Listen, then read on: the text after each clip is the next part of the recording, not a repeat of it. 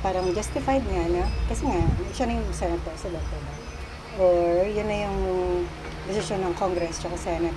Tapos, yung kay VP naman, yun lang. Dapat kasi, si VP yung hindi na impeach.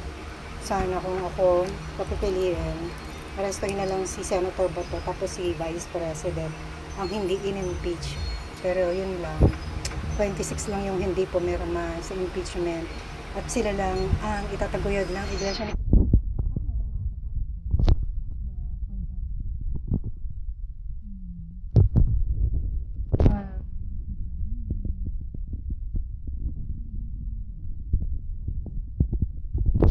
Pero binidyo ko na rin kasi magaan siya. Magaan.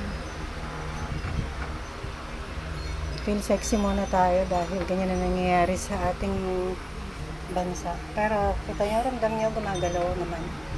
Gumagalaw naman. Pumaputi na yung buhok natin eh. Tapos ganyan pa din, no? Bakit pa paano gumagalaw? Na-impeach nga lang sa BP. That's not fair. Eh wala, i-understood na yun eh. Ang sinib si Senator Bato. Pero hindi yung babae. Kaya, pro-men. Tapos sa kasal naman, yung marriage. Diba, na sinisiraan yung mga babae na pro-women daw yun. Kung kasal ka. Kung babae ka, nakasal ka. Kung na-divorce ka.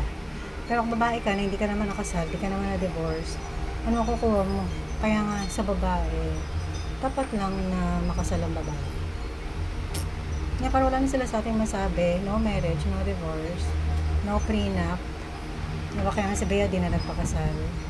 O, pag nag-iwalay, bigyan mo na rin yung custody. Sa inyo na lahat. Diba? Sa kanila na lahat, diba? Ay, wag na magtira sa atin. Oh my God. Yung batas pang ano. Ano yun?